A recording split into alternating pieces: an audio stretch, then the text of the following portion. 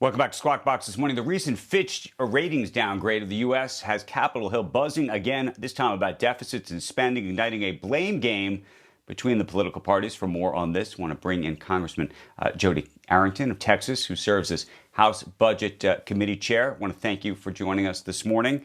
There has been a lot of finger pointing, but ultimately, to me, there's two major questions. What does the Fitch downgrade mean in the immediate term, and does it change the dynamic and conversation around debt and deficits in a way that you think it wasn't before?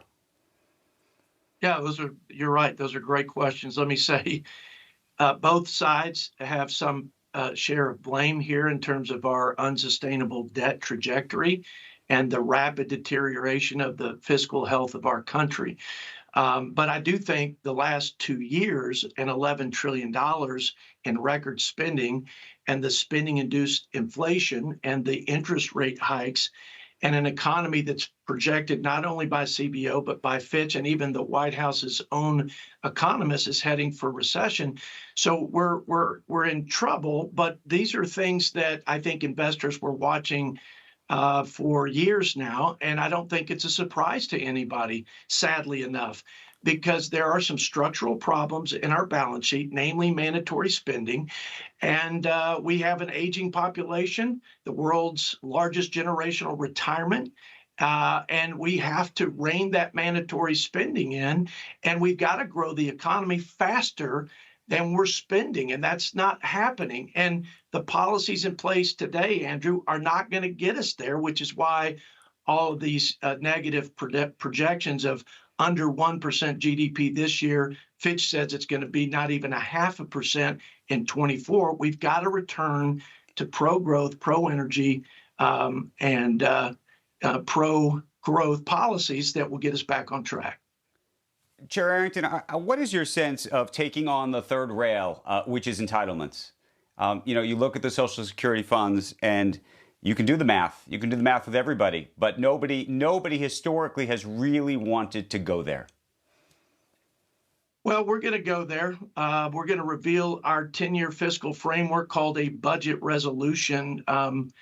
Probably most of your viewers haven't heard of that because for the last 4 years, my colleagues, Democrat colleagues, never put forward a budget framework, but we're going to include entitlement spending so that we put our country on a path to balance in 10 years. Part of that is growth. Part of that equation will be right-sizing the bureaucracy. That's the discretionary spending and all the activity around the appropriations process and the debt ceiling agreement. But we will take on welfare and healthcare and other entitlement programs to make them more cost effective, to root out the waste, to give states more autonomy and responsibility, among other things.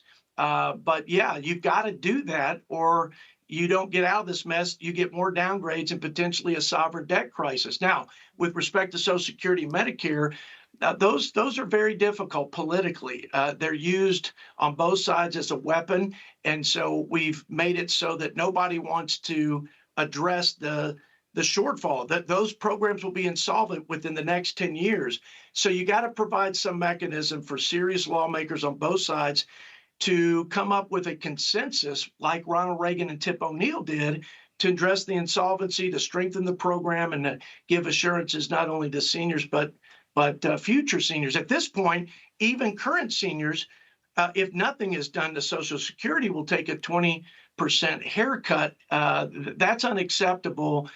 We need to be responsible leaders, and both sides have to. So, but what does that look like, Chair Arrington? What does that look like for you? I mean, in terms of the position that you would take on Social Security, would you push out the age at which it begins? Not necessarily tomorrow, but push it out for folks, 20 years from now, so they could begin to prepare, thinking that, folks are living a lot longer than when this original effectively insurance plan was put into place. Would you means test? What kinds of things would you do?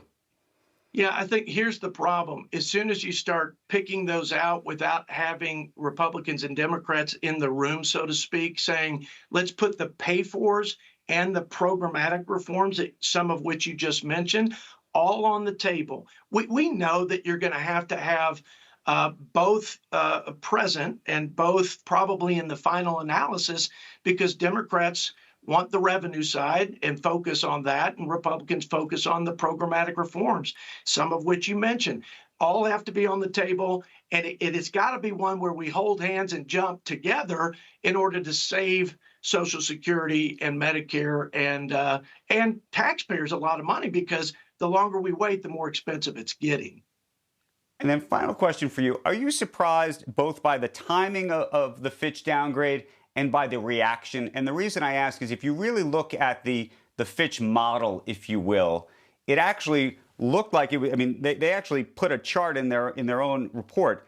It was going down, and I try to say this apolitically, during the Trump administration looked rather more perilous than oddly now, where it seems to be going back up. So is this sort of unique question about the timing of why they chose to put out this report now, but also the idea that the market has, for the most part, shrugged it off. I know people looked at the equity markets last week and seemed to think that that was related, but you look at where treasuries are, and you got to say to yourself, I think the market's saying, what do they know that we don't?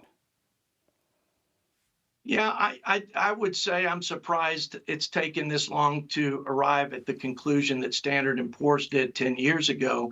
As to why they did it now versus when they were warning us during the debt ceiling negotiations, I do think that they saw how difficult it was to get my colleagues to the table and actually include some modest fiscal reforms in this recent debt ceiling negotiations.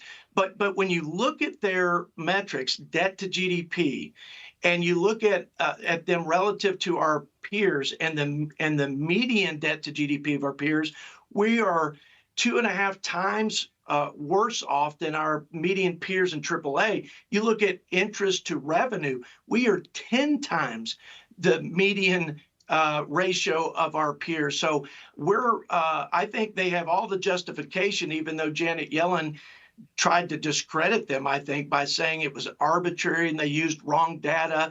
Our economy is strong. She probably ought to consult with her own White House economist. The economy's not strong.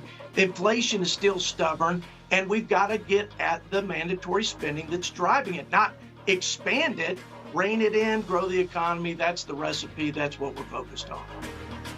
Chair Arrington, we appreciate it. It's a longer debate about whether our economy is strong. I think a lot of people would look at this employment picture, and I know the inflation picture is another piece of it, but on a relative basis, I think there's an argument to be made that it's strong as well. Nonetheless, we hope to talk to you again very, very soon. Thanks. Thank you, Andrew.